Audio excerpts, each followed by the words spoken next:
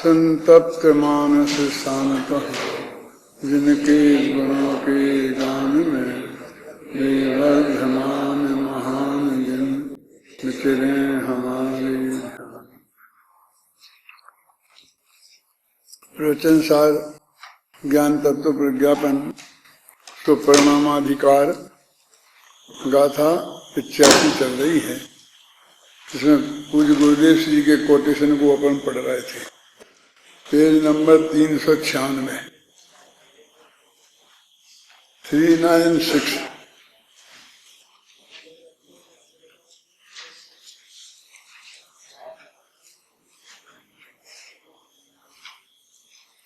मतलब संपूर्ण विश्व को ज्ञान का गेय बनाना चाहिए, इसके बदले उन्हें करुणा का कारण बनाता है। अपनी वर्तमान योग्यता से करुणा आए वह अलग बात है। वो कहता है मुझे ये देखा इसलिए मुझे दया आई, नहीं देखता तो दया नहीं आती। तो वो जो सिर्फ ज्ञान का निमित्त था उसे इसने करुणा का निमित्त बनाया। और हम बड़े गौरव के साथ ये उदाहरण देते इस टाइप के लाला करके निकाल कर, बरनाट सा था फलाना था। तो जब ऑफिस में गया, एक भैंसा फंस गया था कहीं गड्ढे में, वो निकल नहीं पा रहा था। तो सारे ऑफिस के लोगों को लगा दिया और गड्ढे को में से भैंसे को निकाला। फिर बाद में ऑफिस में गए तो लोगों ने कहा कि आपने बहुत महान उपकार किया। किस पर? भैंसे पर। तो उनने जवाब दिया कि मैंने भैंसे पर नहीं किया, अपने पे किया है। उसे देखकर उस हालत में मुझे जो बहुत भयंकर पीड़ा हुई थी, मैंने तो उसका इलाज किया है। मैंने भैंसे को मैं कहाँ बचा सकता हूँ, कितने भैंसे कहाँ किस गड्ढे में कहाँ फंस रहे। हमारे तो जो देखने में आया बस उसी का हमने किया। तो वो कहते देखो, उसको ज्ञान को करुणा का कारण माना, मैंने पर पदार्थ को ज्ञेय को करुणा का कारण माना, जबकि वो ज्ञेय करुणा का कारण नहीं है। लिखा इसमें देखो नीचे कि अपनी वर्तमान योग्यता से करुणा आए वह अलग बात है। यदि अपनी अवस्था में करुणा पर के कारण आती हो, हम ऐसी चीज देखते हैं तो उससे हमें करुणा आती हो, तो दुखी जीव तो तीनों काल ही रहेंगे। माने करुणा के निमित्त तो 24 घंटे विद्यमान है क्या, जिससे तीनों ही काल का पुण्य का राग आता रहेगा। अब वहाँ जीव रहेंगे तो हमें पुण्य का राग आएगा, माने करुणा आएगी। करुणा आएगी माने पुण्य का राग आएगा, माने उसे बचाने का भाव हमें आएगा। तो वो तो कहते बहुत अच्छी बात है, सब जीवों को ऐसा राग आए और सब करुणाबंध हो जाएं, ऐसा हो जाए। जगत तो इसको सबसे बड़ी तरक्की मानता है। ये बहुत गहराई से समझने लायक बात है कि जगत का धर्म जहाँ समाप्त होता है वहाँ जैन धर्म का अधर्म शुरू होता है। ये क्या कह रहे? देखो, ये पुण्य का राग आता रहेगा तो उससे पुण्य का भी बंधन होता रहेगा। तो ऐसी खुद ऐसा लगता है कितनी खुशी की बात है कि मैं हमेशा पुण्य ही बांधता रहूंगा। तो जिससे अबंध होने की कभी अवसर ही नहीं आएगा। अब अबंध कब होगा वो बात ही नहीं सोचता, हमेशा बंद होता रहेगा, पुण्य बंद होता रहेगा, बस खत्म। मैं तो बढ़िया ये भाव हमेशा करता रहूं।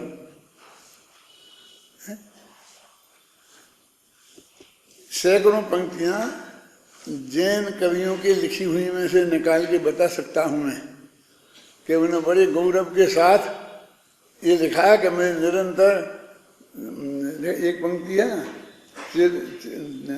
दिल में करुणा स्रोत बहे, क्या है पंक्ति?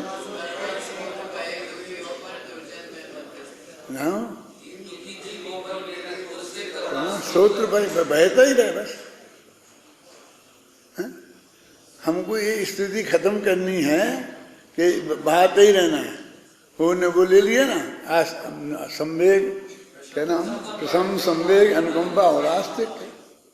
तो भगवान से प्रार्थना करी, भगवान से भी यही मांग रहा है। अब भगवान क्या करे, यहाँ कहते मोक्ष, अब मोक्ष के बात ही नहीं करता है तुम, मोक्ष ये ही नहीं है। निरंतर करुणा का सूत्र बहता रहेगा तो पुण्य बंद होता रहेगा, और पुण्य बंद होता रहेगा तो संसार में रखड़ता रहेगा। तो वो कहते हैं पुण्य बंद, और ऐसा होता भी नहीं है, निरंतर नहीं होता। पुण्य पाप आपस में अंतर्मूर्त में बदलते हैं भाव, क्या ऐसा भी नहीं है, मतलब संसार में ही रहेगा। अर्थ ये है,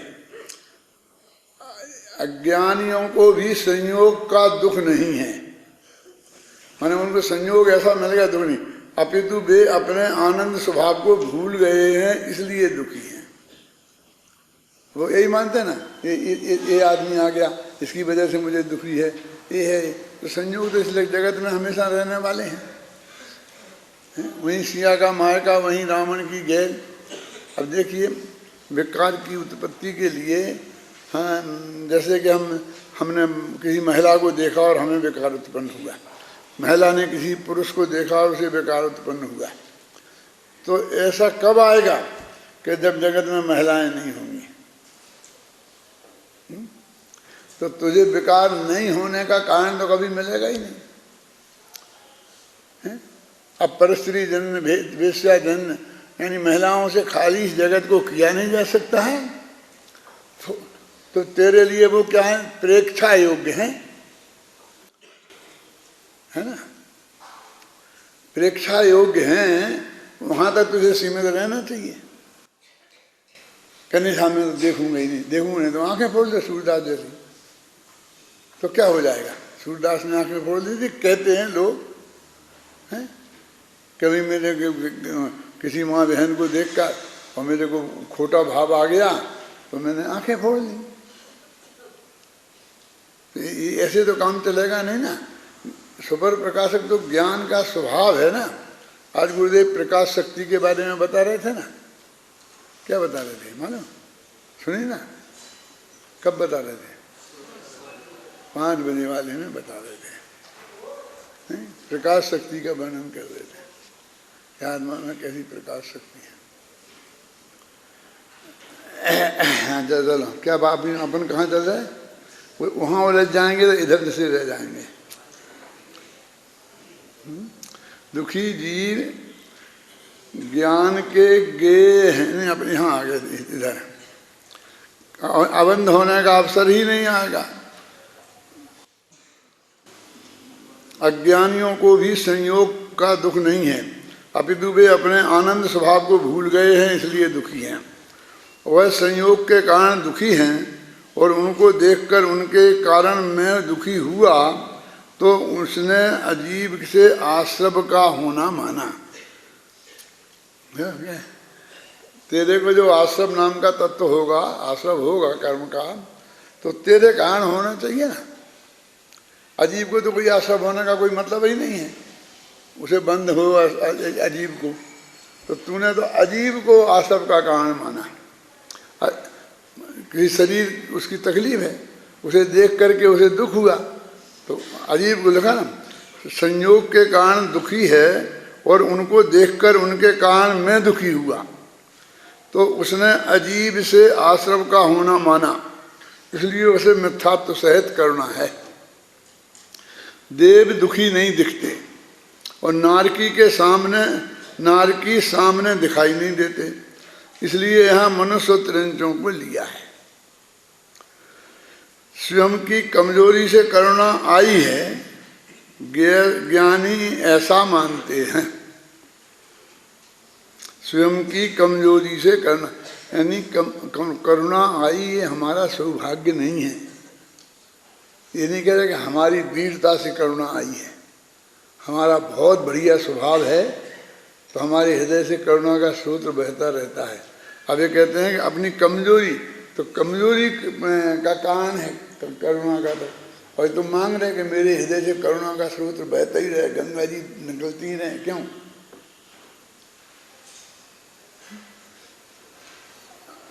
वो ये नहीं कहता हूँ, ऐसा कोई सम्यक दृष्टि ज्ञानी भी लिख सकता है, मेरी सुनना। चारित्र की अपेक्षा अनेक अपेक्षाएं होती हैं, लेकिन जिनने ये लिखा है वो तो पक्का ये मानते थे कि ये बहुत अच्छी चीज है, अच्छी अच्छी भावों के लिए ही उनने वो सब लिखे। आप समझे ना। और उन्होंने पर्सनली जानता हूँ, किसने लिखा मालूम है? हाँ, जुगल किशोर मुख्तार। ये दिल्ली के में थे, वैसे सहारनपुर उधर के थे, वहाँ भी रतन चंद मुख्तार, देवजी मुख्तार ऐसे लोग हैं। वो मुख्तार माने ये जो गवर्नमेंट अदालतें होती हैं ना, तो अदालतों में जो मुंशीगिरी का काम करते थे उन्हें मुख्तार कहते थे। मतलब किसी जागीरदार वगैरह के वो प्रतिनिधि बन के अदालतों में जाया करते थे, तो वो मुख्तारी, बस उनका मुख्तार साहब। वो ऐसे नौकरी करते होंगे। तो वो जुगल किशोर जी तो बहुत इसमें कट्टर थे और बहुत उन्हें अहम था। एक घटना बताता हूँ मैं आपको। उनने एक ऐसी कविता बनाई, बहुत अच्छी कविता बनाई होगी, जैसी ये है ना मेरी भावना। और वो कविता आत्मधर्म में छपने को भेजी। कौन गए? और आत्मधर्म में तो किसी का, गुरुदेव के प्रवचन के अलावा किसी का भी नहीं छापते थे, नियम था। ये तो मेरे हाथ में जब आया आत्मधर्म, तो बस मुझको ही ये छूट मिली कि मैं संपादकीय लिख सकता हूँ। तो छूट मिली माने किसी ने दी नहीं, मैंने किसी से मांगी नहीं, मैं तो आया और मैंने तो लिखना शुरू कर दिया। आप समझे ना। बस किसी ने टोका नहीं, गुरुदेव के पास पहुंचा, सब लोग देख रहे थे गुरुदेव की तरफ, गुरुदेव कुछ बोलेंगे, गुरुदेव ने कुछ नहीं बोला और लेख पढ़ा कि अच्छा, बहुत अच्छा लेख है। सबसे पहले मालूम मैंने कह दिया था संपादकीय में है। किसी को कोई हाथ उठा के बता सकता है? सन 77 जुलाई महीना का अंक। मैंने गुरुदेव का इंटरव्यू दिया था, चैतन्य चमत्कार, सबसे पहला। जब वहाँ से आत्मधर्म मेरे पास आया तो उसके 2200 ग्राहक थे, समझे ना। मैंने 4000 छापा था। ये 2200 ग्राहक में 4000 क्या करोगे?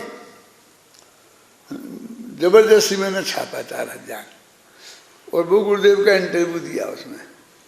वो इतना लोकप्रिय हुआ कि वो अखबार द्वारा 3000 छापना पड़ा। अखबार आज तक कोई द्वारा नहीं छपा होगा, पत्रिका मैगजीन द्वारा नहीं छपी होगी। और वो अपने यहाँ से 7000 छपा, वो सारे देश में गया। और उसकी इतनी लोकप्रियता हुई कि किसी ने कोई विकल्प ही नहीं कर, सोच ही नहीं सका कि भाई इसको रोकना चाहिए कि क्या करना चाहिए। छाप के उसे बांटा, गुजराती अनुवाद कराया, गुजराती में छापा, बांटा। अब समझे ना, तुमने पढ़ा है वो। गुरुदेव से सबसे पहला इंटरव्यू लिया, फिर उससे गुरुदेव को भड़काया गया कि इंटरव्यू जो लोग नौकरी करने आते हैं वे देते हैं और ऑफिसर बैठ के लेते हैं। तो ऐसा डॉक्टर साहब ने ये लिख करके एक इंटरव्यू कांजी स्वामी से, ये आपको मना मुझे, आप नौकरी करने गए हों और उनको इंटरव्यू दिया हो, तो उनने आपका इंटरव्यू लिया, ऐसा भड़काया। मैं जिनने भड़काया मैं उनका नाम नहीं बताना चाहता, आप समझ रहे ना। फिर वो बात फैली बहुत वहाँ। फिर मैं गया तो मैंने गुरुदेव को बताया कि गुरुदेव ऐसा नहीं है, मैं ऐसा कैसे सोच सकता हूँ। ये तो प्रधानमंत्री का पत्रकार, साधारण पत्रकार, जवाहरलाल नेहरू का, इंदिरा गांधी का, उसको प्रधानमंत्री रहे ना, इनका इंटरव्यू लेते हैं और ये देते हैं। ये ऐसा इंटरव्यू है, वो वैसा इंटरव्यू नहीं है नौकरी वाला है। और ये किस लिए दिया जाता है? कि जो उनके बारे में भ्रम होते हैं समाज में, उन भ्रम को निकालने के लिए दिया जाता है। आपके बारे में जो भ्रम फैला रखे समाज में कि ये मुनियों को नहीं मानते, ये अपने को मुनि मानते हैं, ये जो बातें फैला रखी हैं और जिससे अपने मुमुक्षुओं का विरोध करते हैं, तो उन बातों को आपसे लेके वो दिया तो उससे बहुत सफाई हुई है, इसका बहुत लाभ हुआ। फिर तो लगातार मैंने 6 इंटरव्यू 2-2, 3-3, 4-4 महीना के अंतराल से 2-3 साल तक दिए, ख्याल में ना, और उनसे विरोध का वातावरण बिल्कुल समाप्त हो गया। क्योंकि कांजी स्वामी की जिन बातों का वो प्रचार करते थे झूठी सच्ची, वो सब क्लियर हो गई, उनके मुख से क्लियर हो गई और वो लिख के आ गई। फिर हमने उसे लाखों किताब के रूप में छपा के चैतन्य चमत्कार नाम से छपाया। अन्ना जी ने यहाँ से खुद महाराष्ट्र में जाके कोल्हापुर जिले में 15,000 बांटी थी, क्योंकि इससे बहुत बड़ा सफाई होती है। देखो अपन कहाँ पढ़ रहे थे, मुख्तार हम बताए ना, तो उन्होंने उस बात में बहुत ऐतराज किया, लेकिन तो वहाँ से तो नहीं छापा, तो नहीं छापा। अब उन्होंने उलाहना दिया कि आज तक किसी अखबार की ये हिम्मत नहीं पड़ी कि जिसको मैंने आप कोई अपना आलेख भेजा हो और वो छापने से मना कर दे। उन्होंने सोचा कैसे, आपने ऐसा रिएक्शन उन्होंने दिया था क्या? उन्हें बहुत समझाया गया कि भाई गुरुदेव का प्रवचन के अलावा इसमें और कुछ नहीं आता है और यहाँ ऐसी रिवाज नहीं है, क्योंकि फिर किस किस का छापें और किसका नहीं छापें। और वे उस वक्त गुरुदेव के अनुकूल भी नहीं थे, वे तो बाद में भी नहीं रहे अनुकूल कभी। जितने मुख्तार बंधु थे वो कोई पक्ष में नहीं रहे, सब विरोध में थे। एक रतनचंद मुख्तार थे, वो बहुत बड़े करुणानी योग के विद्वान थे, वे भी विरोध में ही थे।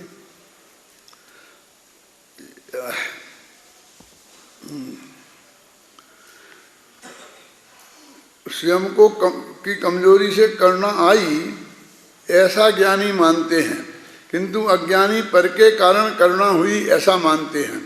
ज्ञानी को भी दुखी जीवों को देखकर करुणा का भाव आता है। ये प्रॉब्लम है कि मानते तो वे ऐसा है और करुणा का भाव आता है, किंतु वे ऐसा जानते हैं कि वे जीव अपने ज्ञान स्वभाव को भूल गए हैं, इसलिए दुखी हैं। वे दुखी हैं इसलिए मुझे करुणा आई है, ऐसा ज्ञानी नहीं मानते। ये एक मुद्दे की बात और है, इसमें ध्यान आप लोग देवें तो उसमें ये है कि अकेली वो करुणा आई और वो बंध का कारण है, इतना ही नहीं है। वो कहते उससे वो करुणा आई हमें, वो उसके कारण आई। यदि वो दुखी नहीं होता तो हमें करुणा नहीं आती, हम ऐसा तर्क देते हैं। तो हमारी करुणा आई, उसका कारण उसको मानना, ये बहुत बड़ी गलती है। तो क्या होना चाहिए था कि वो हमारा गेय बन सकता है, हमारा उनका गेय ज्ञायक संबंध है, तो उसके निमित्त के रूप में उसके कारण हमें ज्ञान हुआ, ये तो कदाचित कह सकते हैं, निमित्त की अपेक्षा। उपादान की अपेक्षा तो वो भी नहीं कह सकते हैं, हाँ समझ रहे हैं ना, निमित्त की अपेक्षा। लेकिन करुणा का तो हम वो निमित्त भी नहीं है, वो कहते हैं। अब अपन कहते कैसे निमित्त नहीं है, हम उसे दुखी देखा, वो दुखी नहीं होता तो हमें करुणा नहीं आती। माने आपका जो करुणा धर्म है और करुणा आपको दूसरे को देखने से, दुखी जीवों को देखने आता है, तो आपको ऐसा धर्म करने के लिए जीवों का दुखी रहना बहुत जरूरी है। क्यों? क्या शांति तर्क समझ में आए ना? मैंने उसमें से क्या निष्कर्ष निकलता है? करुणा धर्म है और वो हमें आना चाहिए, सभी जीवों को आना चाहिए, और वो दूसरों को दुखी देखेंगे तभी आएगी। तो सारा संसार दुख मिट जाएगा, तो फिर वो करुणा नहीं आएगी, तो करुणा नाम का धर्म खत्म हो जाएगा। वो तो कहते हैं करुणा नाम का धर्म हमारे अंदर में उसके कारण है। जो चारित्र गुण में हमारी कमजोरी है उसके कारण हमें करुणा आई है, पर के कारण करुणा नहीं आई है। देखो ये बात इसमें बार बार है, इसे घर पे पढ़ना 2-3 दफे और फिर इस पॉइंटों को निशान लगाना अपनी किताब में। कल किताबें लेके आना है, मैं किताब देखूंगा किसकी में क्या निशान लगा। जगत के पदार्थ अनंत हैं और त्रिकाल हैं, अनंत हैं और त्रिकाल हमेशा रहेंगे, इसलिए पर के कारण करुणा होती है, ऐसा मानने वालों का अनंतानुबंधी राग दूर नहीं होगा। अनंत जीवों से अनुराग करेंगे वो। जगत के जीव देखने जानने योग्य हैं, केवल ज्ञानी सभी को देखते हैं, किंतु उनको करुणा का विकल्प नहीं आता। तिरंच मनुष्य जानने लायक होने से वे ज्ञान में मात्र ज्ञेयपने निमित्त हैं, ऐसा नहीं मानता। उनके आधार पर मुझे करुणा आती है, ऐसा मानना ये मिथ्या शल्य है। वह दोष ज्ञान स्वभाव के आश्रय से ही दूर होता है। 3 पंक्तियां कितनी स्पष्ट हैं, बोलो। अज्ञानी मात्र जानने का काम तो नहीं करता, माने मात्र जानने का काम, माने वो परब्रह्म में जानने का तो संबंध है, तो वो करे तो कोई दिक्कत नहीं है ना, है ना। परंतु जानने योग्य पदार्थ में मेरे से कुछ होगा और उनसे मेरे को कुछ होगा, ऐसी विपरीत मान्यता ही करता है। इसलिए वह स्वभाव का खून करने वाला है, हत्यारा है।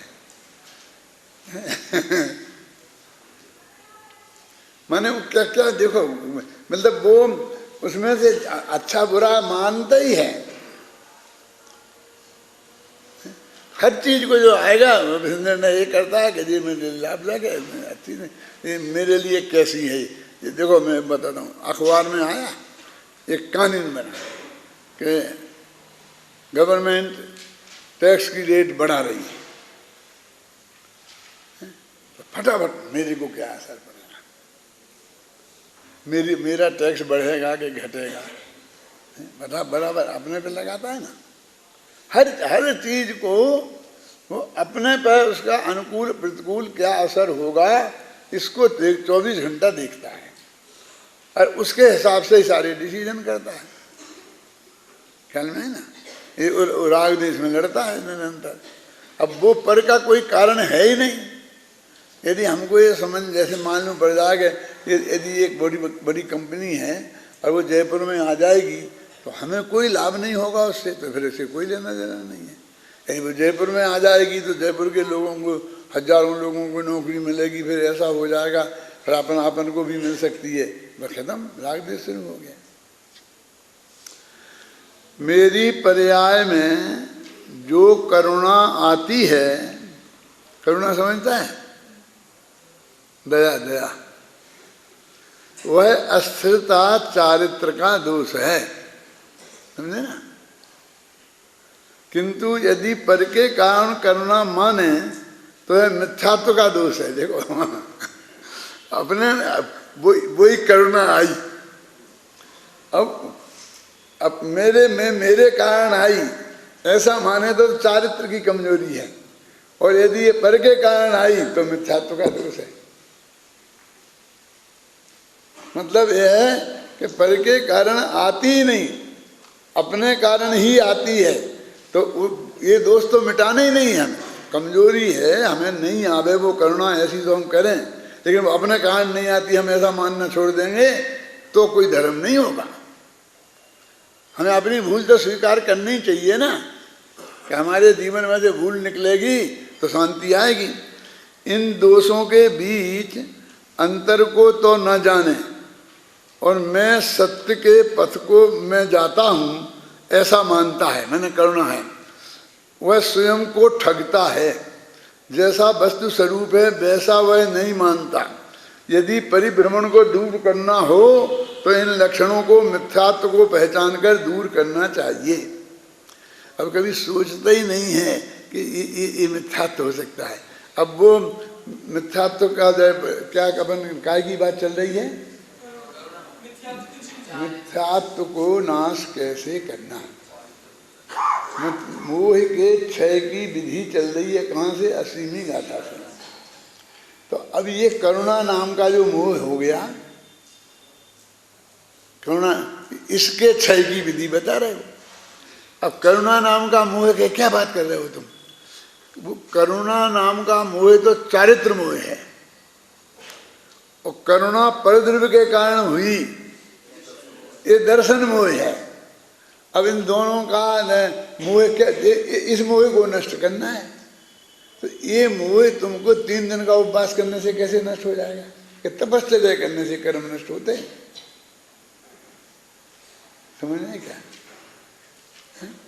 तुम्हारे भूखे रहने से इसका क्या संबंध है?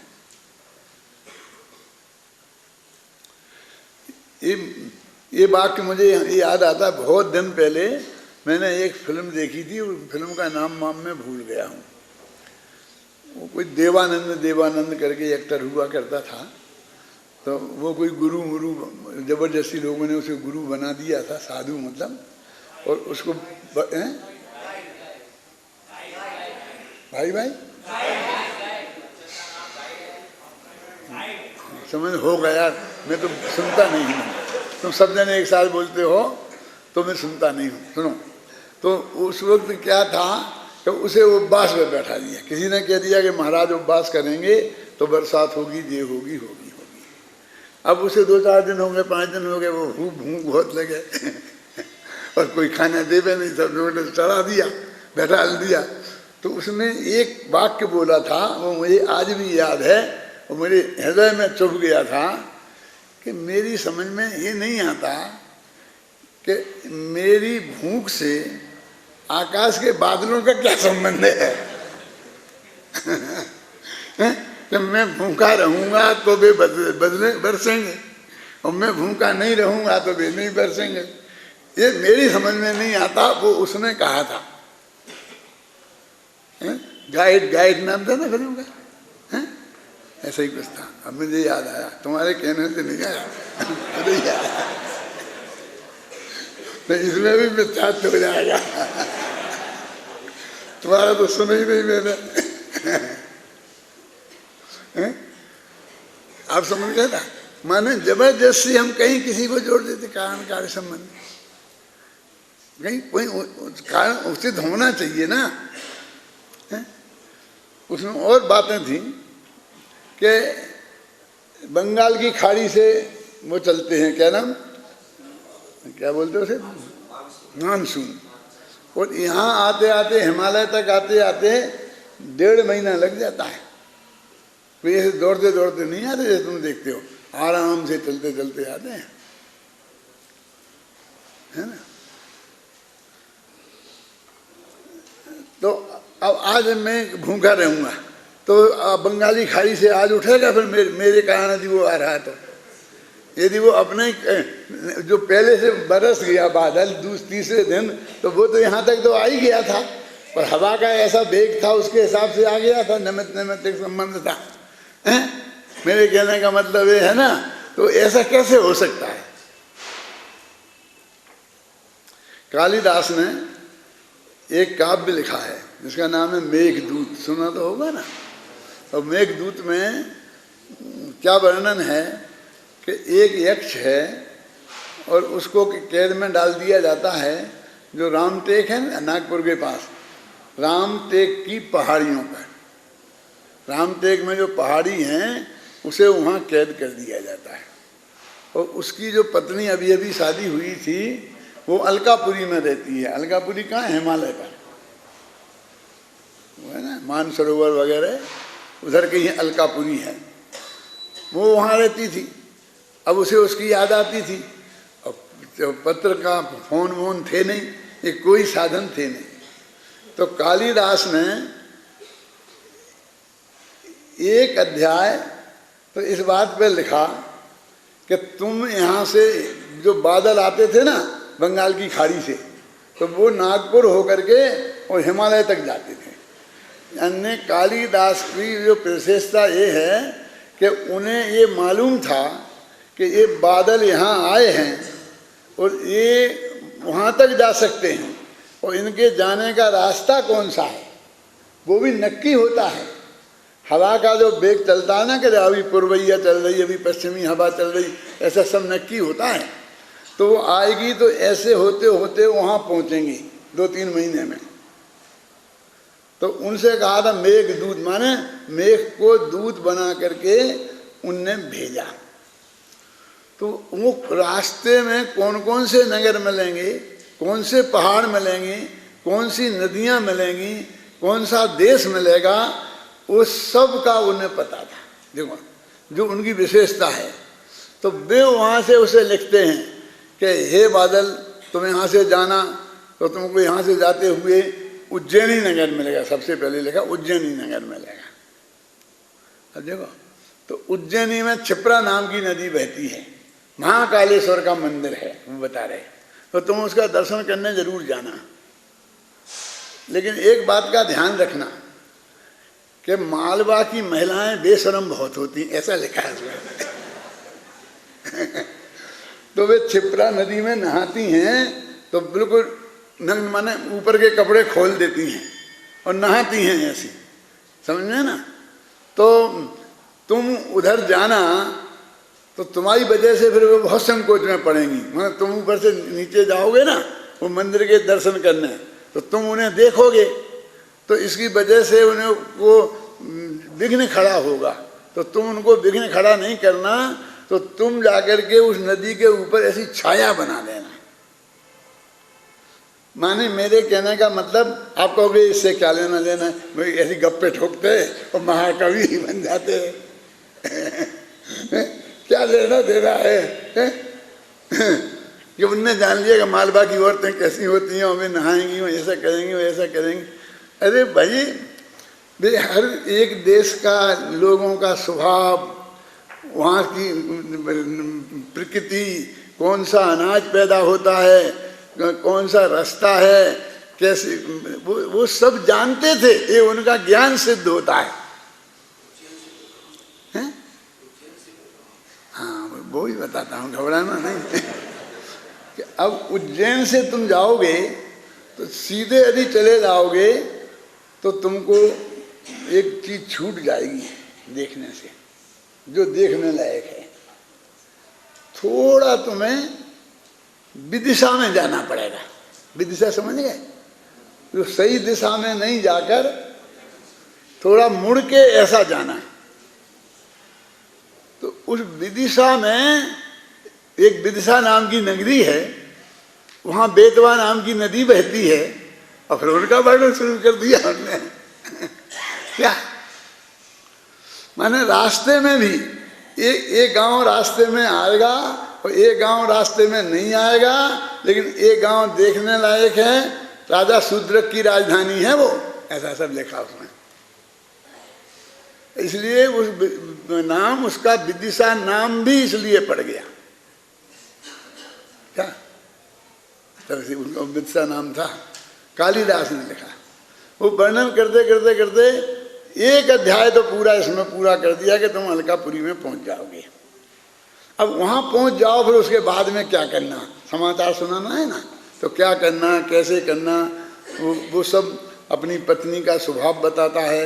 वो डरपोक बहुत है, तुम ज़्यादा गरजोगी तो वो घबरा जाएगी, तुम ऐसा करना। तो वो बिल्कुल कमरे में बंद कर कर आगे खिड़की विड़की रहती होगी, तो तुम ऐसे झरोखे से, तुम्हें जाने का कोई रास्ता नहीं मिले तो ऊपर झरोखे होते हैं। झरोखे समझते हो?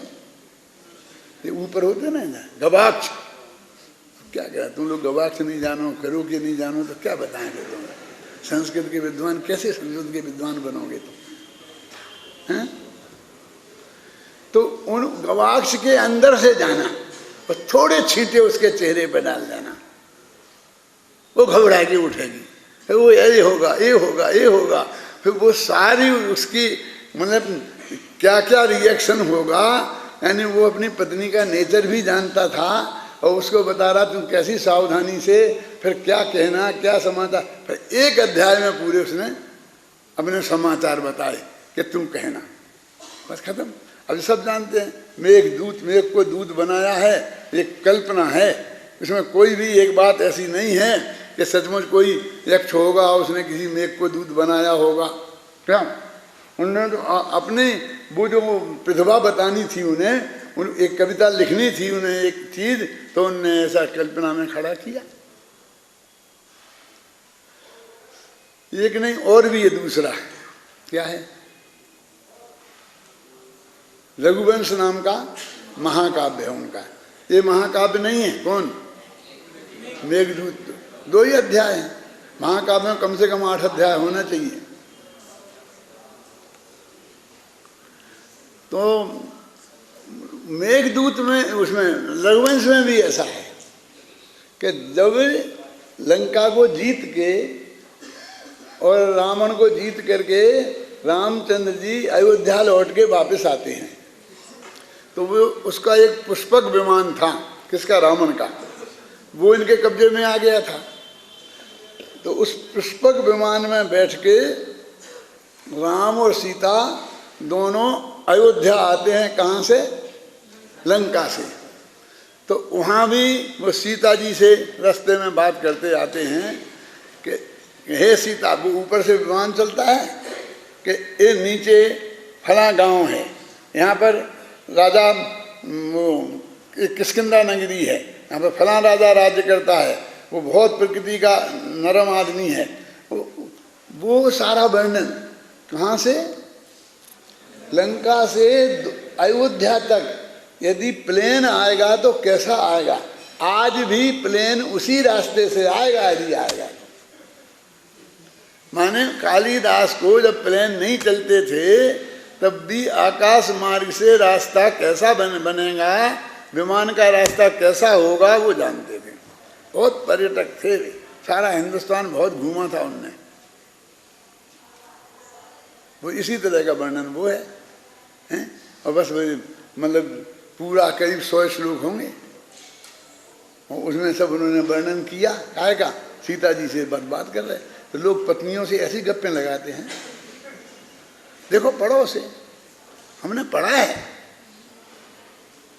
कोर्स में था हमारे किया था, किसी कोर्स में था, हमने पढ़ा है। वो अध्याय, वही अध्याय पढ़ा रघुवंश का, तुमने पढ़ा है ना? देखो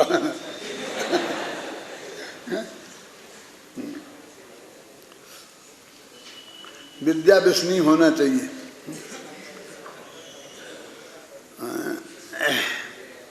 आचार्य जयसेन को भी इस प्रकार का विकल्प आया होगा। यही कारण है कि वे नयों का प्रयोग करके संधि विच्छेद के माध्यम से करुणा भाव का शब्द का अर्थ करुणा भाव अर्थात करुणा का अभाव, ऐसे 2 अर्थ करते हैं, करुणा भाव और ये करुणा का अभाव। उनके लिए यह सब अटपटा भी नहीं लगता, क्योंकि वे सदा ही अपनी बात को नयों के माध्यम से स्पष्ट करते आए हैं। उनके बंध का कारण शुभ भाव रूप होने से वह व्यवहार धर्म है भी। मैंने कोई उनकी बात गलत नहीं है, किंतु उक्त संपूर्ण मंथन के उपरांत यह बात स्पष्ट हो ही गई है कि दूसरों को मारने बचाने और सुखी दुखी करने की मिथ्या मान्यता पूर्वक होने वाला करुणा भाव सचमुच मोह माने मिथ्यात्व का ही चिन्ह है। माने इसमें कोई फर्क नहीं आया। वो निश्चय व्यवहार का, व्यवहार से मोह का चिन्ह नहीं हो, निश्चय से हो, ऐसा नहीं है। जब एक द्रव्य दूसरे द्रव्य का कुछ कर ही नहीं सकता तो फिर बचाने और सुखी करने की मान्यता पूर्वक होने वाला बचाने व सुखी करने के भाव को सम्यक्त का चिन्ह कैसे माना जा सकता है। स्वामी जी ने तत्व प्रदीप का आधार लेकर इस बात को इस रूप में स्पष्ट किया है कि पर पदार्थ तो परीक्षा योग्य हैं, हे गे हैं, जानने योग्य हैं, उन्हें अपने में उत्पन्न होने वाला करुणा भाव के कारण के रूप में देखना अज्ञान नहीं है तो और क्या है। देखो अभी उन लोगों को इतनी इतनी लंबी लंबी बातें लिखी हैं कि पर पदार्थ परीक्षा योग्य हैं, और इन पर पदार्थ जानते ही नहीं। पर पदार्थ को जानना ही नहीं चाहिए। पर पदार्थ को जानना बहुत बड़ा अपराध है। उन्हें इतना ही होश नहीं है कि कभी कहते हैं कि पर को जानते ही नहीं है, कभी कहते हैं जानने से कोई फायदा नहीं है। तो फायदा नहीं है इसलिए नहीं जानना, तो तुम क्या कहना चाहते हो? जानते नहीं है ये बताना चाहते हो कि जानना नहीं चाहिए ये बताना चाहते हो? है? कुछ नक्की नहीं है, कभी ऐसा कहने लगते हैं, कभी ऐसा कहने लगते हैं। पटोरमल जी की भाषा में क्या बोलेंगे? हाँ, पागलों की भांति पिलाप करते हैं, ऐसा बोलते हैं। क्या करना, एक तो नक्की करो है? कि जानता नहीं है, कि हमें जानना नहीं चाहिए, कि जानने से नुकसान होगा। यहाँ सिद्ध कर रहे हैं कि जानता है और जानना चाहिए, और जानने से नुकसान नहीं होता, जानते रहने से होता है। वो जानता रहना बिना राग के नहीं होगा, उसमें उपयोग की स्थिरता जिसे अपन बोलते हैं, समझ में है ना? तो वो तो राग का दोष है, वो जानने का दोष थोड़ी है। वे मेरे में उत्पन्न होने वाले करुणा भाव के कारण नहीं है, अपितु ज्ञेय होने के कारण ज्ञान होने में कारण हैं। उन्हें ज्ञेय रूप से देखना ही समझदारी है ना? इसी प्रकार इष्ट अनिष्ट बुद्धि पूर्वक होने वाले राग द्वेष भी मोह के ही चिन्ह हैं। अब ये राग द्वेष को चारित्र मोह के चिन्ह बताया था, अब यहाँ फिर मिथ्यात्व का चिन्ह बता रहे हैं। देखो फिर देखो एकदम है, माने वैसा भी करना है, लेकिन वे तीनों को यहाँ मुख्यतः मिथ्यात्व का ही चिन्ह बताना चाहते हैं।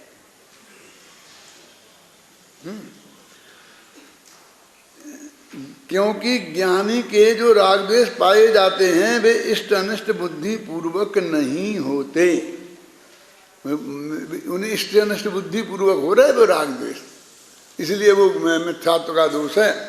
प्रश्न, व्यवहार से ही सही पर आचार्य जयसेन ने, नहीं गुरुदेव का खत्म हो गया क्या? हाँ यहाँ छूट गया है, यहाँ से जो मेरा चल रहा है, मैं तो गुरुदेव का समझ के ही पढ़ रहा हूँ।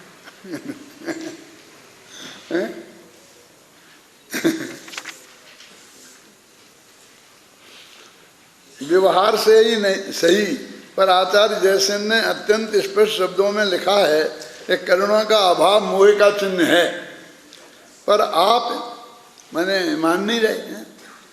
अरे भाई, आचार्य जयसेन तो यह कहना चाहते, सुनो अब जी बहुत बारीक बात है, इसमें भी ध्यान देना पड़ेगा तो ही समझ में आएगी। वास्तविक बात तो यही है कि करुणा भाव दर्शन मोह का चिन्ह है, सुना। किंतु यदि कहीं शास्त्रों में ऐसा लिखा मिल जावे कि करुणा भाव का अर्थ करुणा का अभाव होता है, संधि तो होती ही है ना ऐसी, तो उसे व्यवहार नय का कथन ही समझना चाहिए, क्योंकि लोक में करुणा भाव को धर्म कहा ही जाता है, माना भी जाता है। वो तो वे कह रहे जयसेन उस पक्ष के नहीं है, वो तो ये बता रहे कि कहीं तुम्हारे गले कोई पढ़े तो व्यवहार से मान लेना, कहना कोई दिक्कत नहीं है, ज्ञानियों के भी होता ही है, और व्यवहार से ऐसा कथन होता है। आप समझेंगे ना, माने वे सफाई दे रहे हैं, वो ये कहना नहीं चाहते हैं, समझिए ना। वहाँ कभी तुलसीदास तो यहाँ तक लिखते हैं कि दया धर्म का मूल है, पाप मूल अभिमान, तुलसी दया ना छोड़िए जब तक घट में प्राण। एक बात विशेष ध्यान देने योग्य है कि दया के अभाव रूप जो क्रूरता है, सुनो आप अभी एक नई बात है, बहुत मार्मिक है। अभिनंदन जी, वो तुम्हारे जो 80-84 वाक्य है ना, एक वाक्य बड़ा लेना, क्या वह भी मोह का ही चिन्ह है। दया के अभाव रूप जो क्रूरता है, माने कौन? दया के भाव रूप जो कोमलता है वो भी मोह का चिन्ह है, और दया का अभाव हो गई जो क्रूरता हो रही है वो भी दर्शन मोह का चिन्ह है। ऐसा नहीं समझ लो कि हम दया नहीं करेंगे क्योंकि दया तो मोह का चिन्ह है। अभी तुम क्या करोगे नहीं करोगे उसकी बात ही नहीं हो रही, वो तो तुम्हारी भूमिका अनुसार होगा। क्या तो क्या करें, हम बाल बच्चों को छोड़ दें, उनकी चिंता नहीं करें? अब वो तो तुम्हारे जो हुई है, छोड़ना होना छूट जाएंगे, चिंता करना होगा तो करोगे, नहीं करना होगा नहीं करोगे, लेकिन तत्व समझो वे तुम्हारे नहीं हैं। क्या कहते हो? तो बच्चे हमारे नहीं हैं, किसके? निश्चय से तुम्हारे नहीं हैं, और उनके कारण तुम्हारा कुछ नहीं, और तुम्हारा इंतजाम करने से कुछ नहीं होता। हर बच्चा अपना भाग्य साथ में लिखा के आता है। तो जन्म से लेके हम तक किया ना, हाँ तो उसने निमित्त वही है भाई कि तुम जैसे नौकर मिलेंगे उसे जन्म से ही। क्यों?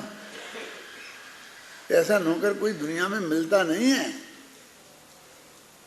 कि जो IAS ऑफिसर हो, वो लैट्रिन बाथरूम साफ करे। क्यों? बच्चों के करते हैं कि नहीं सब माँ बाप? मैंने उसमें काय में लिखा है एक, वहाँ मेरी लिखा ये है मेरी परम पूज्य माता है, पढ़ी तुमने? उसमें मैंने एक बात लिखी कि हे माता, तेरी क्या बात करें हम, किसी के ऊपर गलती से भी छना पानी गिर जाए मेरे से, शुद्ध बिल्कुल जल भगवान को चढ़ा रहे हैं ना, ये जल किसी के ऊपर ऐसा गिर जाए गलती से, तो वो खड़िया खड़ी कर देता है, हजारों गालियां देता है, अरे भगा दिया इतनी सर्दी में, पानी डाल दिया, शर्म नहीं आती है, कैसी दुर्दशा होती है, समझ में आया ना? वो तेरे ऊपर मैंने मलमूत्र किया तेरे सारे शरीर पर, चाहे यहाँ यहाँ यहाँ, और तूने कुछ नहीं किया, और तूने मेरी और पहले सफाई करी और बाद में अपनी सफाई करी। अब तेरी क्या बात बताऊं? उसमें मैंने ये लिखा है, कब 53 में,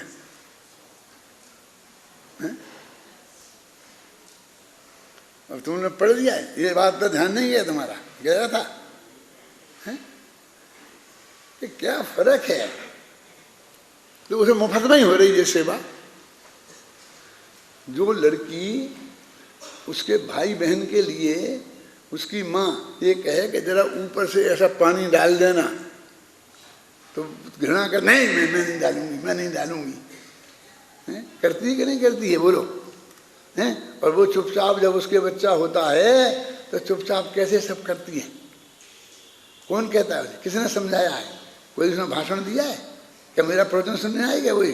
और मैंने तो कभी ऐसा प्रवचन दिया नहीं है। अरे उसके पुण्य का उदय है, किसके? उस बच्चे के। उसके पुण्य का उदय नहीं होता तो भी दुष्ट माताएं भी होती हैं। ये अखबारों में समाचार आते हैं जिनके वही तो हैं कि उसने झाड़ी में फेंक दिया, पानी में फेंक दिया, वहाँ डाल दिया, तो पैदा ही होते ही बच्चे को ये कर दिया, वो कर दिया है। यदि उसके पुण्य का उपयोग नहीं होता ना तो तुम ऐसा नहीं करती। बोलो सुनो, कहाँ था अपन? कृष्ण व्यवहार से ही सही, ये तो हो गया ना? हाँ जी हो गया। नीचे पढ़ रहे थे अपन, अभाव रूप जो क्रूरता है वह भी मोह का ही चिन्ह है। वीतरागता रूप करुणा का अभाव सुनना ही सम्यक रूप धर्म का चिन्ह है। ये क्या लिखा? इस पंक्ति का क्या अर्थ है बोलो? कहते हैं कि वो कहते करुणा का अभाव, तो करुणा के अभाव में दो बातें हो सकती हैं, या तो क्रूरता होगी या वीतरागता होगी। क्यों? करुणा का अभाव उनमें अरहंत भगवान के भी तो है जिनके वीतरागता है। करुणा का अभाव अकेला क्रूरता रूप नहीं होगा। समझ में आ रहा है क्या नहीं? ये बात कह रहा हूं मैं। बहुत ध्यान ऐसा नहीं दिलाएं तो नहीं जाता है ध्यान। ज्यादा ख्याल में आ रही बात? तो जब वो सम्यक्त रूप है, वो कहते सम्यक दर्शन करना का अभाव सम्यक्त का चिन्ह है, मिथ्यात्व का चिन्ह नहीं है। तो सम्यक्त का चिन्ह वो करुणा का अभाव है और सम्यक्त है, इसलिए मिथ्यात्व का चिन्ह का है। करुणा भाव मिथ्यात्व का चिन्ह है और करुणा का अभाव सम्यक्त का चिन्ह है। लेकिन कैसा लगाओ? करुणा के अभाव रूप क्रूरता नहीं, करुणा के अभाव रूप वीतरागता लेना है ना। कर्तृत्व बुद्धि पूर्वक पर जीवों को बचाने या सुखी करने का भाव रूप करना, या मारने या दुखी करने के भाव रूप करुणा का अभाव, ये दोनों ही दर्शन मोह के चिन्ह हैं। वो दर्शन मोह के चिन्ह हैं। वो करुणा भाव और करुणा का अभाव, चाहे वो क्रूरता हो तो कहना करुणा का अभाव मोह का चिन्ह है, तो क्रूरता मोह का चिन्ह है। और करुणा भाव मोह का चिन्ह है, तो वो दया का भाव है वो मोह का चिन्ह है। तो ये तो दोनों दर्शन मोह के चिन्ह हैं। और सम्यक्त के चिन्ह तो वीतरागता रूप दया का अभाव है।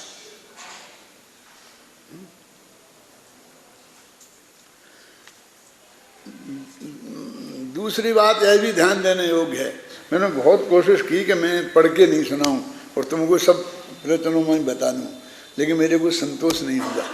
वो पूरी बात जैसे मैं कहना चाहता हूँ वो कहने में आई नहीं मेरे से, इसलिए फिर मैंने कहा अब ये अपन तो पढ़ के ही सुनाएंगे, क्योंकि ये बहुत मुद्दे की चीज़ है, बहुत मार्मिक चीज़ है। तुम्हारे गले उतरना चाहिए, तुम्हारी समझ में पूरी आनी चाहिए। फिर गांव-गांव में कहने की ज़रूरत नहीं है। कहीं तुम कहो और पूरी तरह से नहीं कह पाए और पिट पिटा के आ गए तो तुम भी बदनाम होगे और हम भी बदनाम होंगे। क्या ऐसा है कि उसके लिए कहने के लिए बुद्धि भी इतनी तीक्ष्ण चाहिए, श्रोता भी ऐसे चाहिए कि जो अत्यंत प्रभावित हों तुमसे और वे बहुत उपयोग लगा के सुने, तब मुश्किल से उनकी समझ में आएगी। तो ये मिलना बहुत कठिन है।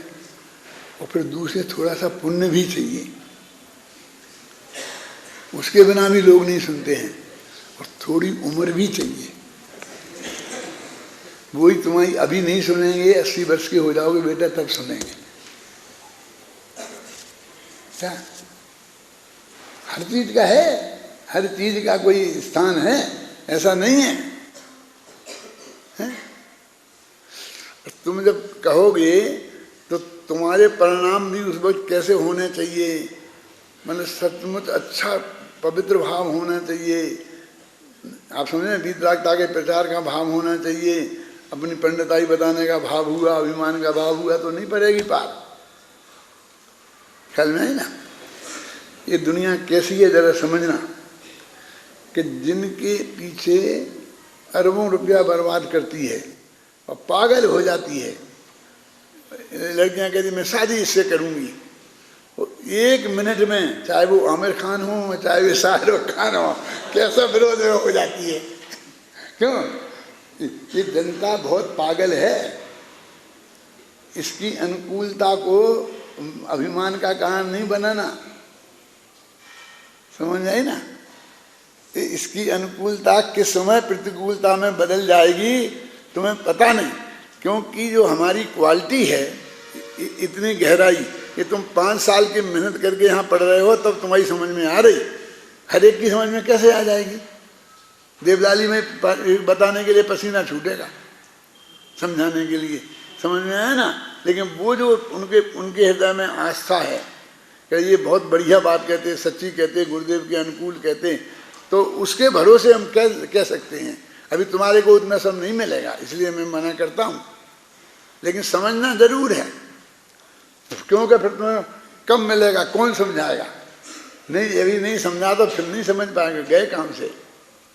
देखो, दूसरी बात यह भी ध्यान देने योग्य है कि ज्ञानी श्रावक और मुनिराजों के भूमिकानुसार करणाभाव पाया ही जाता है। माने ये भी है कि अपन जैसे थोड़ी कह रहे कि नहीं होता है। देखो, ये इतना दिन है, मैं इसे कम से कम 20 दफ़े पढ़ चुका हूँ मैं, फिर भी रोजाना जब तुम्हारे पास प्रवचन करने आता हूँ कभी रात को या सुबह 1 दफ़े पूरा फिर पढ़ता हूँ। मुझे कंटाला नहीं छूटता। क्या नहीं पढ़ पाऊंगा तो रात के 2 बजे नींद खुलेगी तब भी पढ़ूंगा। जिनमानी माता है ना अपनी, मान इसके साथ ऐसा पंडित फूलचंद जी ने मेरे से कहा था कि स्मृति के आधार पर नमोकार मंत्र भी नहीं लिखना, उसे सामने रख करके लिखना, नहीं तो उसमें स्पेलिंग मिस्टेक हो जाएगी। ये साथ जैसे जो भी श्लोक संस्कृत हम उद्धृत करते हैं ना, तो पूरे याद हैं, मौखिक याद हैं, लिख दें, तो भी हम उस ग्रंथ को निकाल के उससे मिलान करके अक्षर अक्षर मिलान करते हैं, खुद करते हैं, नहीं तो हमें ज़रूरत नहीं है। ऐसे प्रूफ रीडर बहुत होना चाहिए कि जो प्रूफ रीडिंग का काम करें, ख्याल में आए ना। लेकिन हमें संतोष ही नहीं होता जब तक हम खुद नहीं करें। एक फायदा और होता है परमात्मा, तुम लिखते हो इसलिए बता रहा हूँ, कि जब अपन प्रूफ रीडिंग करते हैं अपने ही लेख की, तो उसमें 2 लाइनें सुधर भी जाती हैं, 2 लाइनें और ऐड भी हो जाती हैं, 2 लाइनें कट भी जाती हैं। दूसरा करेगा तो वो थोड़ी ये कर सकता है। आप समझेंगे ना। कर तो क्या रहे हैं कि छपाने के लिए प्रूफ रीडिंग कर रहे हैं, लेकिन दिमाग सक्रिय रहता है कि यहाँ ये बात और आना चाहिए, यहाँ ये बात आगे गलत है इसे हटा देना चाहिए, तो वो उसमें संशोधन भी लास्ट तक होता रहता है। दूसरी बात यह भी ध्यान देने योग्य है कि ज्ञानी श्रावक और मुनिराजों के भूमिकानुसार करुणा भाव पाया ही जाता है। जिस प्रकार का करुणा भाव उनके पाया जाता है वह दर्शन मोह का चिन्ह नहीं है। देखो अब अभी उसको ही कह रहे, हम भी कह रहे कि जो भूमिकानुसार पाया जाएगा हमें वो हम उससे सिद्ध, ये थोड़ी सिद्ध होंगे हम मिथ्या दृष्टि हैं।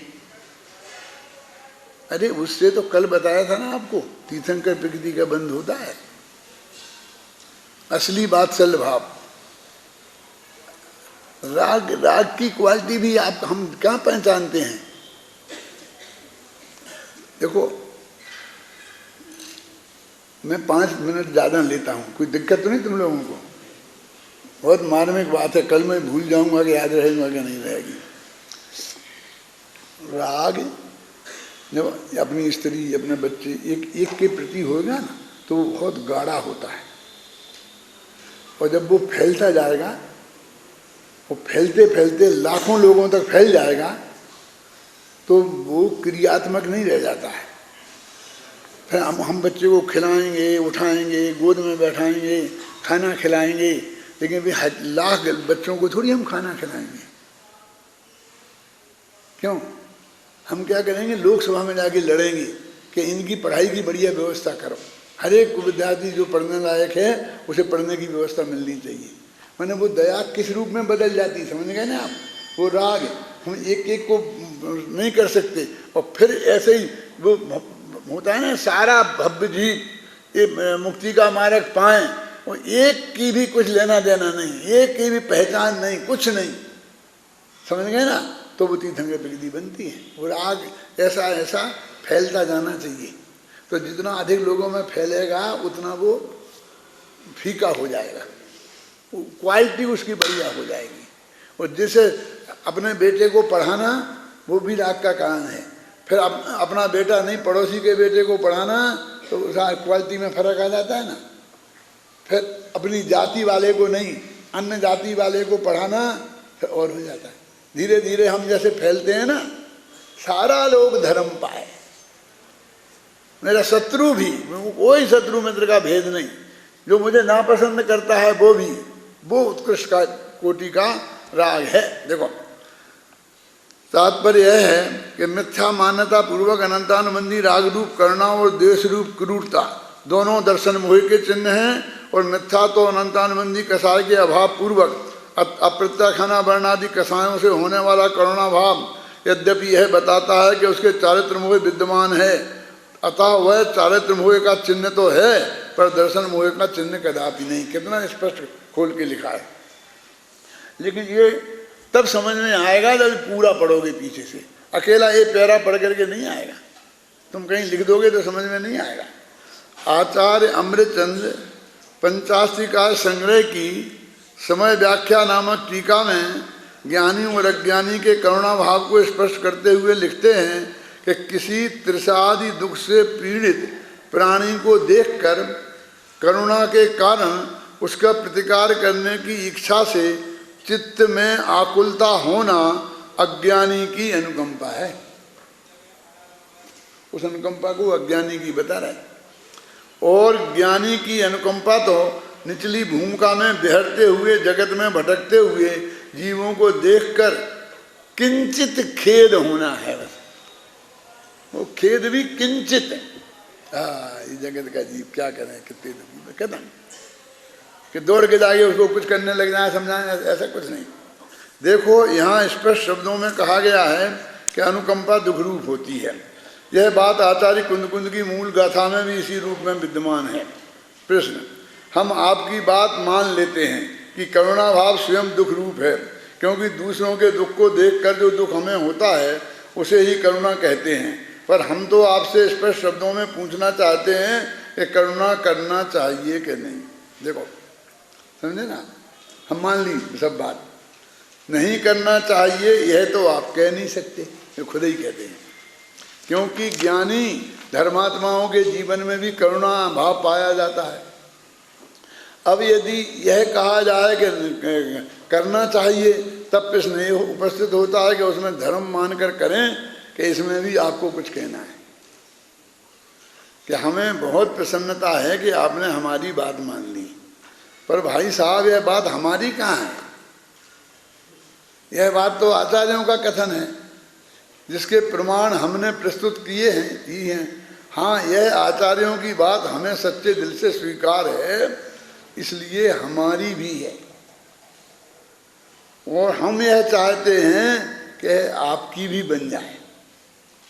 अब रही बात यह कि करुणा करना चाहिए या नहीं, इसके संदर्भ में पंचाशी का व्याख्या की टीका का उदाहरण दिया ही है कि ज्ञानी के करुणा कैसी होती है, वो होगी चाहिए माइए क्या। अध्यात्म प्रेमी होने से यह तो आप जानते ही होंगे कि सभी जीवों के जीवन मरण और सुख दुख अपने अपने कर्मोदय के अनुसार होते हैं। यदि आपके ध्यान में अब तक यह बात ना आई हो तो कृपया समय सार का बंधाधिकार देखें, उसमें इस बात को विस्तार से स्पष्ट किया गया है। उसमें समागत कलश